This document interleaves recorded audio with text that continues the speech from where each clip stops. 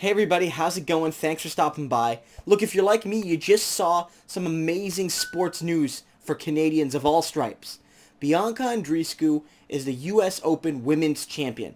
This is the greatest level of success for any singles Canadian tennis player ever, men or women. And I would argue that amongst, individual sporting successes, it's one of the greatest in Canadian history. Not only did Andreescu win this fantastic tournament, she did it against not only the greatest women's tennis player ever, but perhaps one of the greatest athletes in all of human history. An incredible achievement in front of an American crowd for an American legend, and she demonstrated strength, poise, grace, humility, but also a deep confidence and belief in herself. It was a beautiful performance. And I noted about a month ago on this channel, at the Rogers Cup, we really got a sense for Andreescu's character. That she won that match against Serena Williams, largely because Serena Williams was injured and had to quit very early in that match.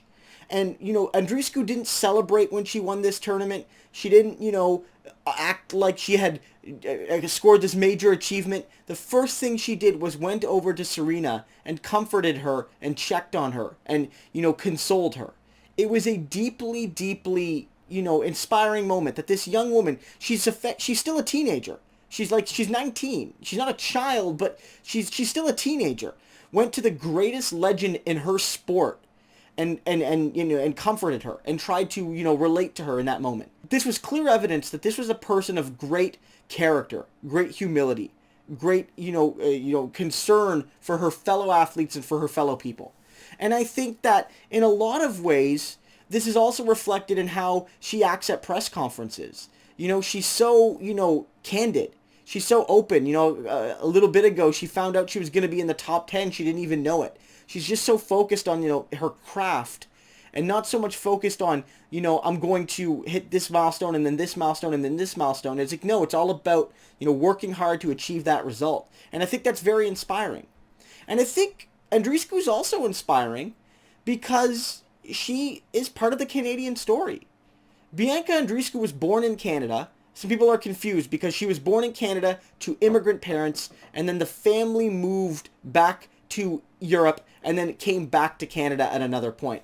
So she is not an immigrant herself, but she is the children of immigrants. And I'm the child of an immigrant. And millions of Canadians have that deep, direct, familial relationship to immigration, either themselves or their parents. And if you bring in grandparents and aunts and uncles, I mean, you got a significant proportions of the country have direct immigrant experiences, and her representing Canada on this stage, winning this tournament, doing it as, a first-generation Canadian, it speaks to the diversity of the country, how people can rally around her, and it's a direct challenge to all those who, talk about Canada having too many immigrants and talk about Canada, being too open. This is a direct rebuke to people like that.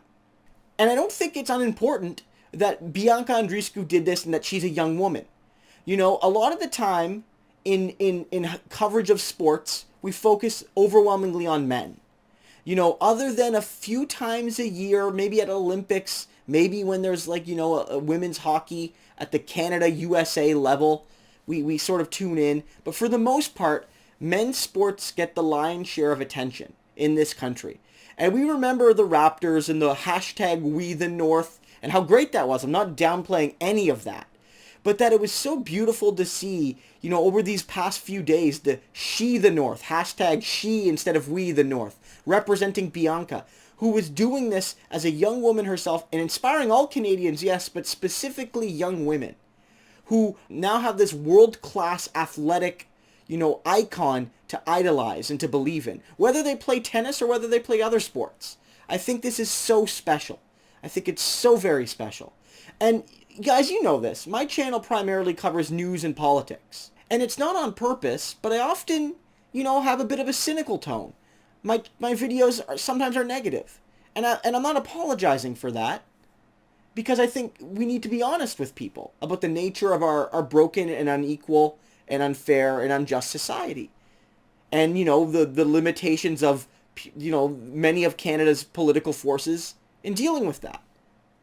But I think that this channel, much like everybody else's life, could use a little bit more positivity. To at least once a week, maybe on weekends, maybe this will start a tradition, to put out some kind of video that's positive, that talks about good things happening in the world, good things happening in Canada, good things that individuals and groups are doing. Those videos may have political elements in them, but I won't root those in negative attacks on anybody else.